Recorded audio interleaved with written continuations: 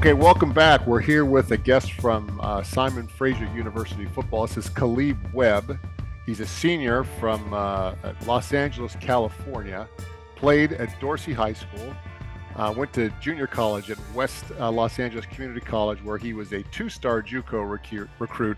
And for those who aren't aware, that's a different recruiting star system. That's out of three-star. So obviously a talented player. Especially in Los Angeles area where they have lots of junior college talent. And so we just welcome him to come talk about what's going on at Simon Fraser, what has gone on, and just his observations with his teammates in the football program. So Khaleeb, welcome to the podcast, and thanks for doing this. Thank you so much for having me. Appreciate it. We're just really glad to have you because we'd like to hear about what's going on with the people that are actually involved and on site, who are involved directly with the program itself.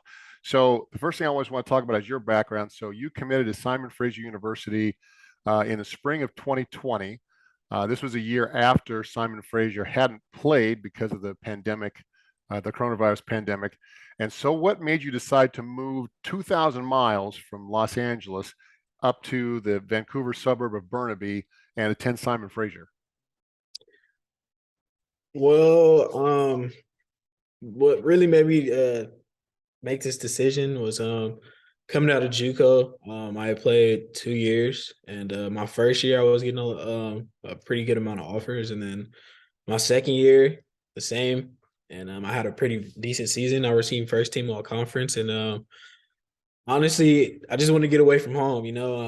I'm from South Central Los Angeles, and it's not really the best parts, and I felt like this was Right. kind of like the best place to get my education, like further myself and better myself as a man, and make the best situation for myself. So I also saw the football was pretty big out here as well, and this only being the one school that's in the NCAA in Canada, I felt was really special. So first coming here, I didn't get a chance to have a visit, so it was during COVID. Um, we pretty much, I just committed on the spot. I want to shout out Coach Jordan Lennon. He's a coach at Edmonton now Okay. for the Elks, but he was the one who recruited me and kind of got me here. And yeah, I really thank him because yeah, this was a special situation. I've never been to Canada, so this is like my first time. I'm pretty far from home, so yeah. Well, that's interesting. So I'm going to ask a couple follow-up questions there. So you mentioned just a chance to get away from your home in LA and come to someplace different. So kind of talk about those differences. I know that in the past we've heard people that want to get out of Los Angeles and they come to the Northwest where the environment's different. But what specifically was different or that you liked about the opportunity to come up to Burnaby? So around the time I want to say a year before, I was playing football, and I have a best friend, and he had passed, and like I'm pretty in an area where gang violence is heavy and a lot of things like that, and I chose football to distance myself from that, and kind of pretty much elevate myself and get a higher education. Like my mom's a nurse, my dad's a teacher, so of course they want the best for me, and I Sure. want to give them the best as well. So LA is just a different place, man. A lot of things can happen. The average rate for a male living there is, I want to say, 18. And I'm 23 now, so I'm blessed, and I'm even more blessed to have a chance to have an opportunity to play out here. But yeah, I just wanted a different scenery. I needed somewhere else to go, get my degree, get the best education. Simon Fraser has one of the best educational programs in the country. And well, not even the country, honestly, the whole world. So, that was just the biggest thing to me to say that I got a degree from another school in another country, is really big for me. So, yeah. Right. And what degree did you pursue while at Simon Fraser? I'm a communications major. I graduate in the fall. So, yeah. So I only have 3 more classes and then I'm done. Terrific. Excellent. Well, Yeah. well done. And, that's a great story. And that's something that I'm sure people are going to be interested to hear about that are discussing the situation. So fantastic. And kudos to your parents for, you know, raising you the way they did Oh, and yeah. wanting to get an I got to education. shout out my mom and my dad for sure. Yeah. Fantastic. And their names are? Janae Smith and Floyd Webb.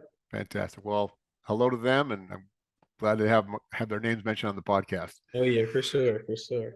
So, from a one-loss perspective, last couple seasons for Simon Fraser, not the most successful in terms of just wins and losses. Part of that experience was in the Lone Star Conference. Tell me a little bit about your experience with your coaches and teammates, and the culture there at Simon Fraser.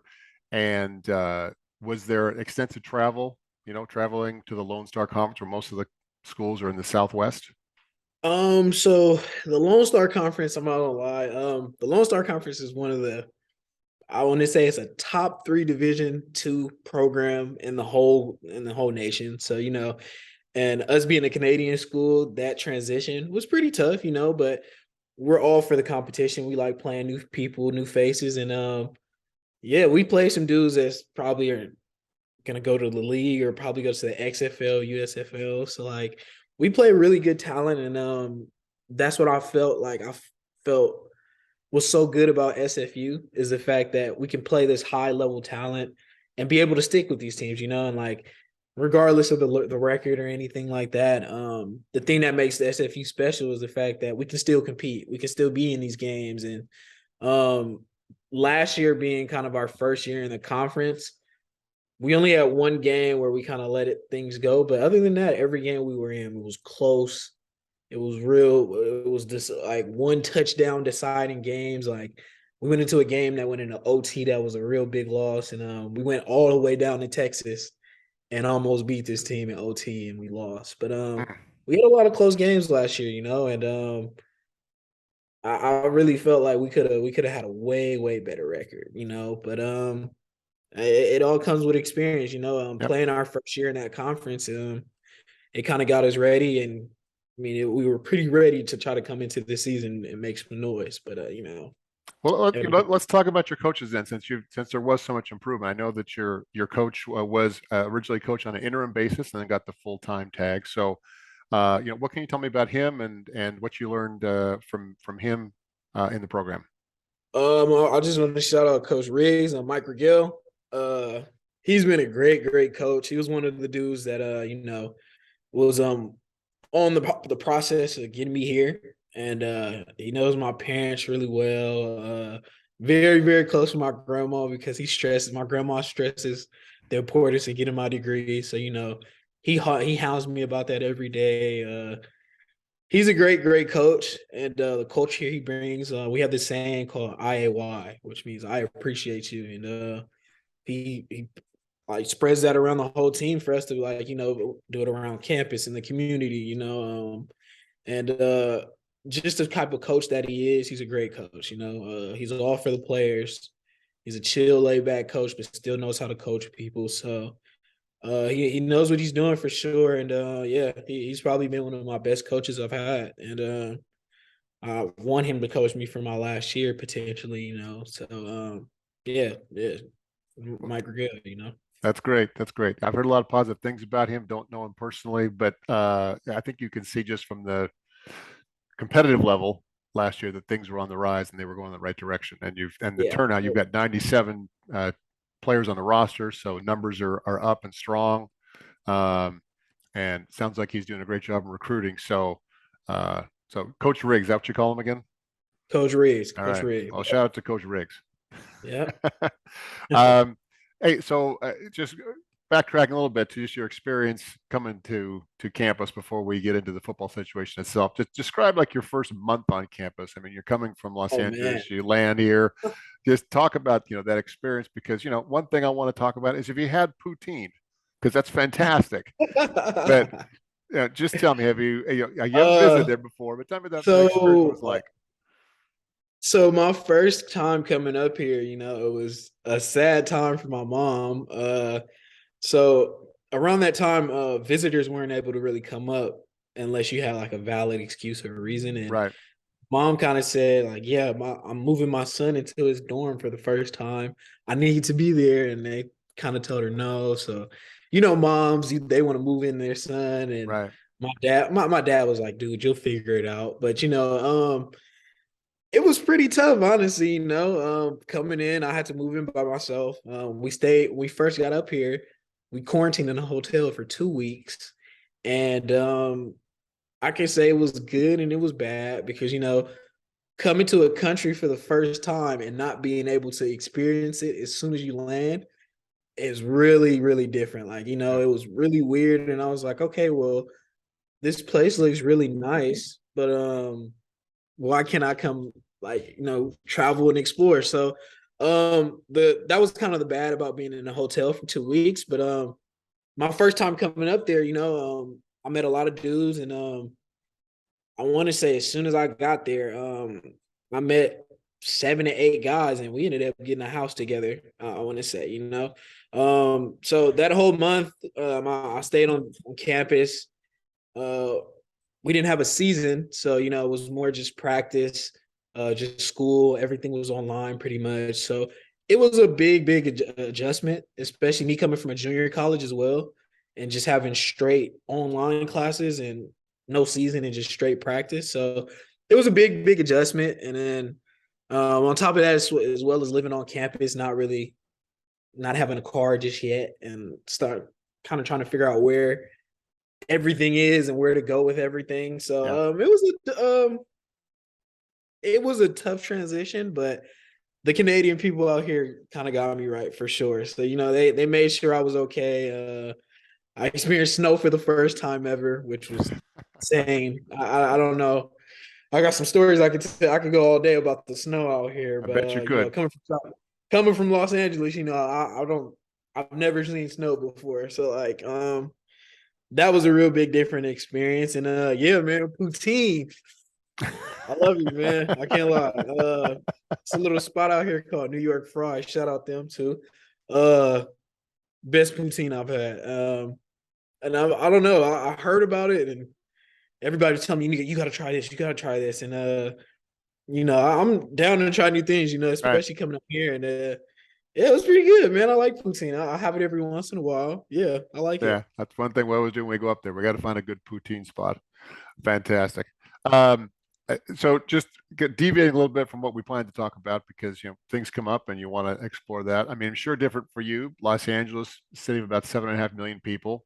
The country of Canada, about 34 million people. So big difference there. But also just the culture, feeling like you fit in. I think one of the things people don't talk about when they talk about the impact of sports in a football program is just the different types of people that it brings together, different backgrounds, different races. And like we used to say when I was involved in coaching, is you want to make sure that people feel like they have someone that you know looks, talks, and acts like them that they feel comfortable to get with right away before they branch out and make new friends. So, Yeah. did you find that kind of thing available? Because as we talk about the potential cut of this program, we're talking about a whole slew of people that are multicultural, that have from different backgrounds, that may have to go different places. That really changes the makeup of the campus and athletic department. So what was that like for you as you came in? Did you meet friends that you could associate with? And did you find people that were like really different that you found really unique friendships with? Well, first coming here, everybody was just amazed about the fact that I was from Los Angeles, and I didn't take it as a big thing. But dudes on my team that I've met over the years is like dudes that'll be at my wedding, my first birth of my first birth of my child, and a lot of these dudes I'm really close with, especially because they've had my back. They see the type of player I am, and then I see the type of player they am. So, um, yeah, I don't know. My teammates are really special to me, especially coming from JUCO. We had like pretty much a shorter team, and we kind of had a tight knit team. But Mm-hmm. honestly, I can say the same thing out here. It's a bigger team, but everybody just gets along. And it's more. We have more Canadians than we have Americans on this team, Right. so um, they really embrace me. They embrace me for who I am. They don't care if I've never had to change myself to like appeal to them and things like that. And that's what makes me really grateful about my teammates. It makes me really proud, and like just to say that I play for Simon Fraser as well, just to know that on our team we have stand up dudes that will really go to bat for you and really fight for you at the end of the day. So that makes me like I think the most special thing about football is the way that you make connections with people that last years after years. That's Right. just what the sport of football brings, So these dudes I've made connections with that'll never end, And if I do or don't stay in Canada, I always know I have somewhere to stay, somebody to really gel with or somebody to hang out with. So that's what I'm really grateful for at the end of the day.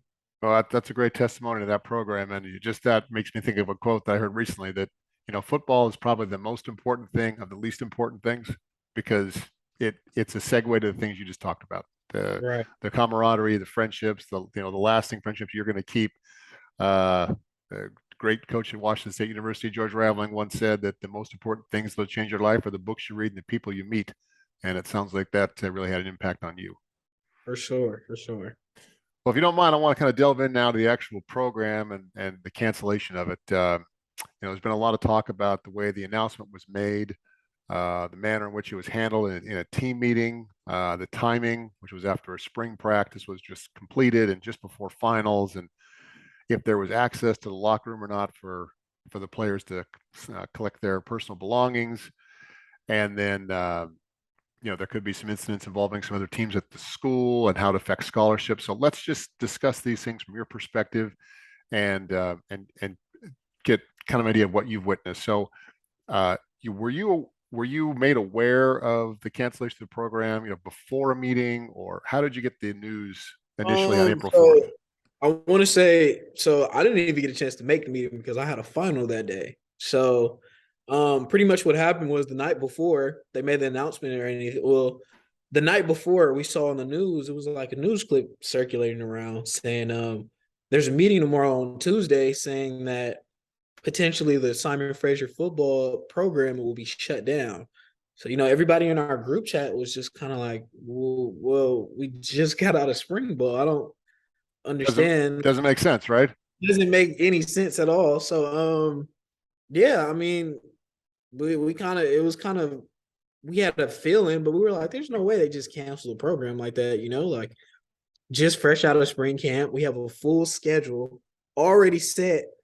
And it was just kind of like, okay, well, we'll see what happens. So I ended up getting a chance to watch the video and see how the meeting went, and she pretty much announced like, yeah, we won't be having um the 2023 season, and we're facing to shut the program down. So yeah, I mean it was pretty tough, and then it put me in a really bad situation because I'm an American citizen, and Right, I graduate literally next fall, and my whole situation is like it wouldn't make sense for me to just transfer now right, because when you transfer, especially coming from the school, the credits really don't transfer over. And right, then, I've been here since 2020. I want to get my degree from here as well. So it's like when the credits don't really transfer over, that means I will have to go to another school, play football, and then start all over, right. So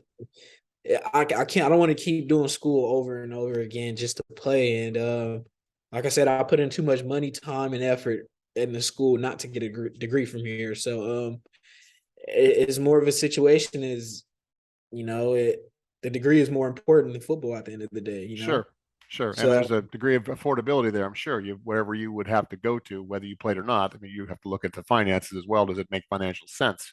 yeah. Yeah, Yeah, so just talking to my parents and also talking to my landlord as well because she's helping us out a lot. That decision being made regardless of what we know is, I mean, I'm gonna probably just have to stay here, get this degree, and train. So right. yeah, like I said, that's the most important thing to me, my family, at the end of the day. So Okay. And are you receiving some financial aid from the athletic department? Are you on partial scholarship, or how? so I'm on scholarship for Simon Fraser, and it pays pretty good to get me. I might have to pay a little bit extra on the side, but it's Okay. not too bad. But And and have they communicated whether or not they would maintain that scholarship through next year, or has that just been so dismissed?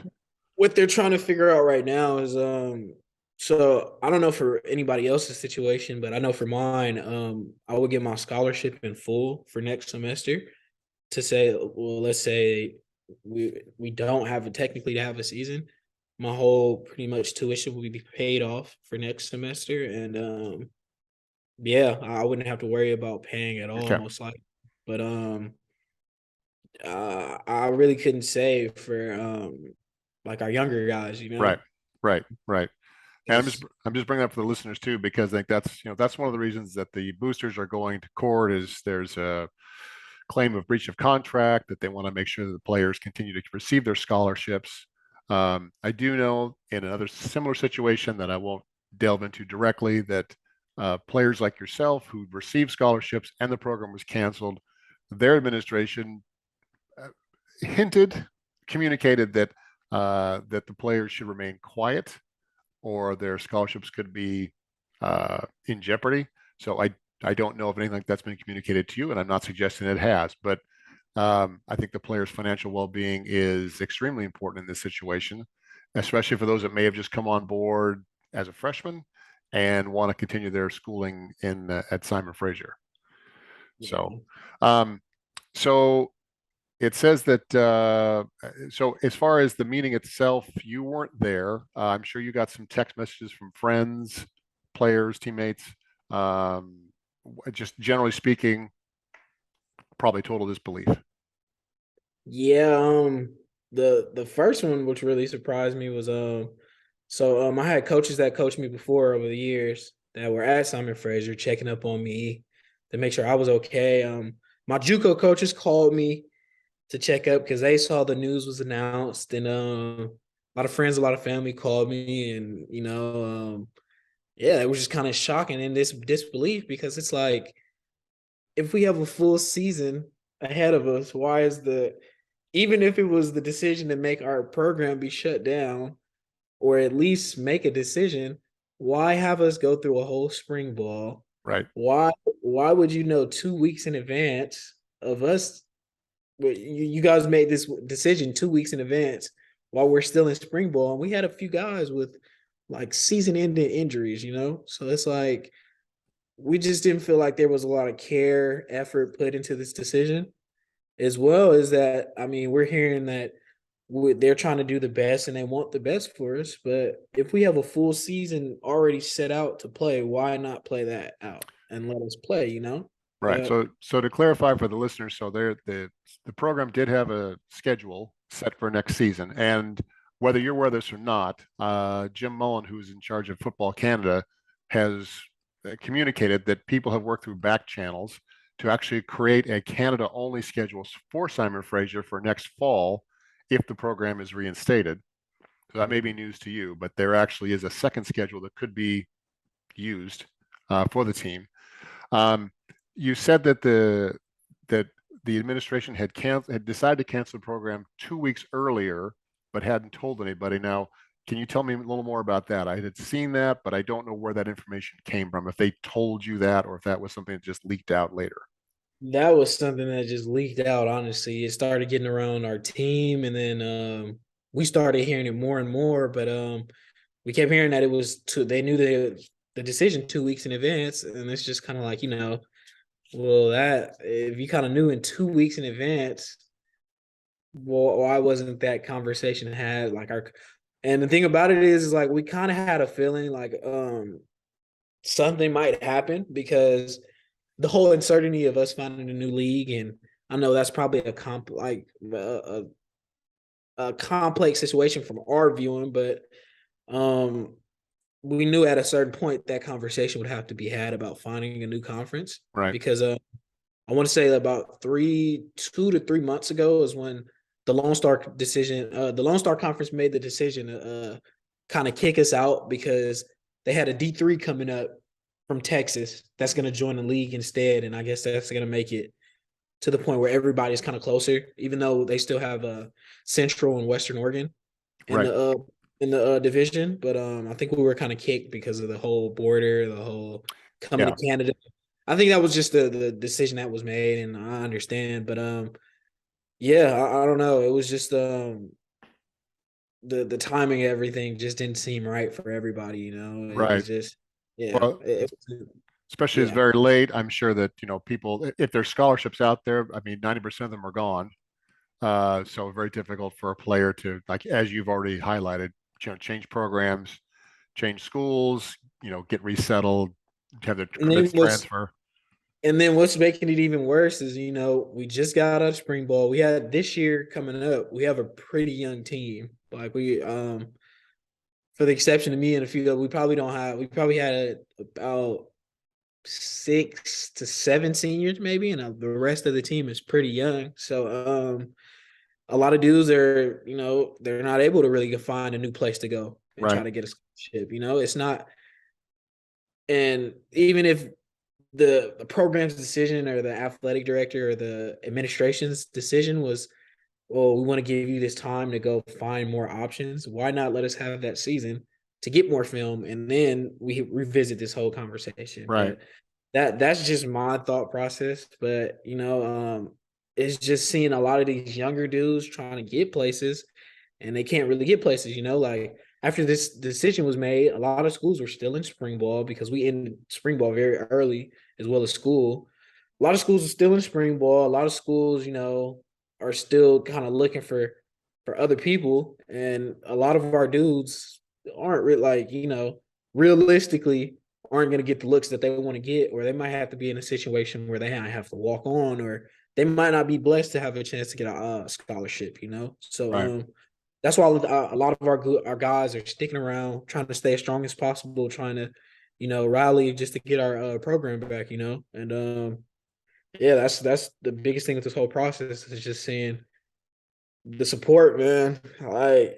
I've never seen so much support for trying to get a program back, and seeing it all across Canada is just making me really, really want to play this year, just to show how grateful I am and how supportive this whole country is, honestly, because Yeah. they see everybody feels first, and it was kind of this whole situation wasn't handled the right way, and Well, that's a this is great statement you just made too, because I mean, obviously very different in Canada. They've got the U Sports is very organized. There are, as again, Football Canada, a national organization to kind of help grow university sports and monitor that whole situation. I think they recognize that this wasn't handled correctly. Um, Again, I think it's great that you're looking out for and concerned with your younger teammates who have, years to play, whereas yourself maybe only has one more. But I mean, that's I think the spirit of football and university sports in Canada, yeah. which is very different than the United States. You talked about this. You touched on this briefly. I mean, there was a one-day pledge drive for financial support for the program, which the university said finances aren't an issue, and yet there's still money out there that was raised to the tune or pledged to the tune of $700,000, with the owner of the BC Lions pledging to match up to $500,000. So, Mhm. just between the petition and the civic leaders that have come out on YouTube and pledged support, asking for the program to be reinstated, those financial donors, what would you just quickly say to them as a show of thanks? Oh man, I want to say thank you guys. Seeing the support from the community as well has just been big. I live in Coquitlam, and pretty much that whole area is I'm gonna say probably like 20, 15 minutes away from SFU. I feel like 20, 15 minutes. And we go to eat places out there. Me and my roommates and everybody, we just all go out, and we seen people have the petitions on it at the door to scan, and it's at restaurants and it's at grocery stores, and you can just see the support from everybody around here. And yeah, I just want to really say thank you to everybody that's fighting for us. I wish I could say thank you to everybody all at once and personally message you everybody that's really caring about us, but I see the love, I see the care, and it's making all of me and all of the guys just want to rally behind that support and that love, and really give you guys a great season this year, and that's what we're really banking on right now. That's the biggest thing, it's the support is just tremendous right now, and I think that's really pushing us to really play this year as well. I think it's really heartwarming too. I know you have a new $20 million facility to actually play the games in. I'm aware that the attendance for games isn't always as high as people would like it to be, but overwhelming support between the petition, between responses on Twitter, email, media coverage. I think that's been fantastic, and just a show of what how much people care about this university, about this program. Those Hall of Famers that have CFL experience that have asked their names to be withdrawn from the Hall of Fame until the program's being reinstated. I just think a real testament to how deep the roots of Simon Fraser football runs in Canada. All right, so Khaleeb, just one last question here before we sum up for the day. No doubt you'd be in favor of the program, being retained and revised and keep it going. What other changes, given your experience there at Simon Fraser, would you like to see with the program? Honestly, just more transparency with the athletic director, the administration, and going down the line, having these awkward conversations or having that conversation so we won't get to this point because like I said, I'm a senior and I don't have too long of playing this game anymore and I care about my younger guys, like some of these younger dudes have the talent to go to the CFL and play at the next level or even play in the NFL. These younger guys are talented, and I want that transparency the with the program and as well as the higher ups because a lot of us players just build on trust.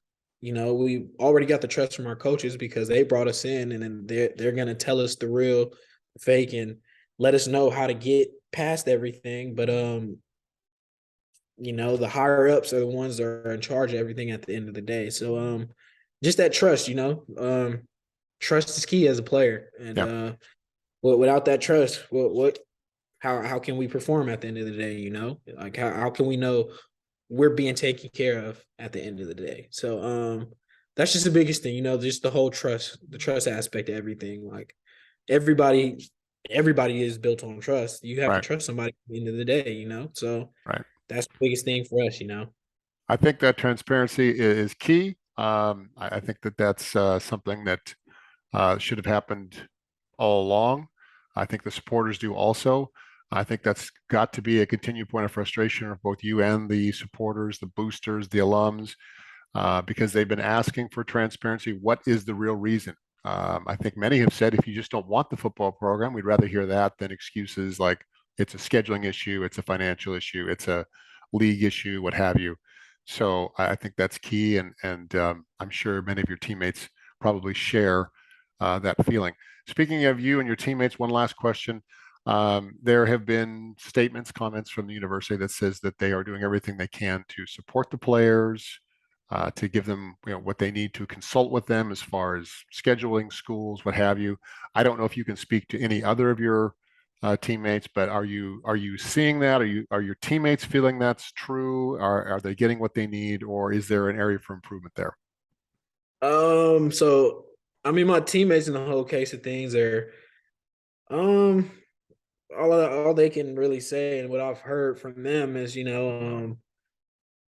they're trying to stick it out. They really haven't talked to anybody like that because we really feel in our power and our hearts that this program will be reinstated. So I mean, there is some transparency there. Like they are contacting us and the advisors, like they're letting us know what's going to happen, and they're trying to set out a plan to see what happens. But we haven't really had a conversation with them because we expect for this program to reinstate it, and they are reaching out. They are saying, well, if you guys need scheduling or have to have a conversation about how education goes from here on out.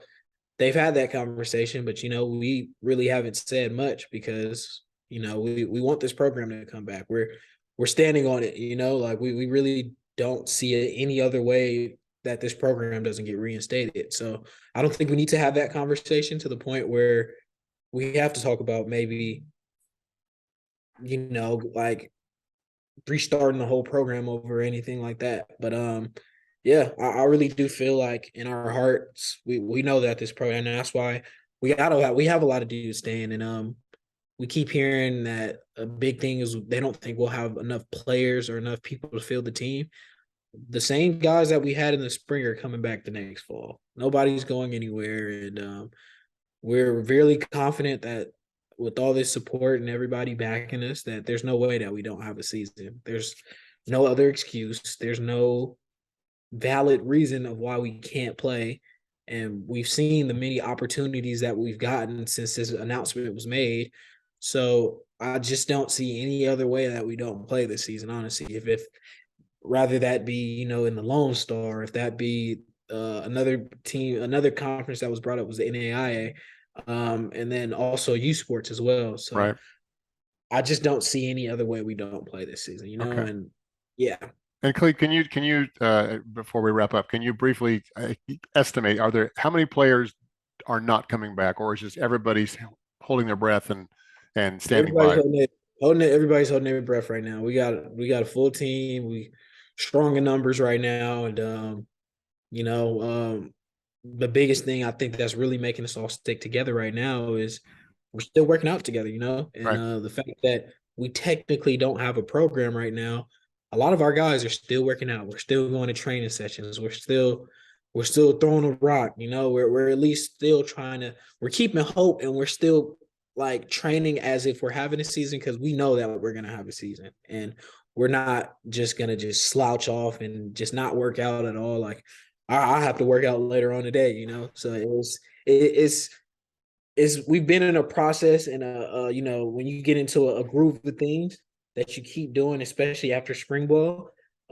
Summer is the hardest time to train. Right. It's hot out. It's really where you kind of get a chance to work on everything from the spring to perfect that craft.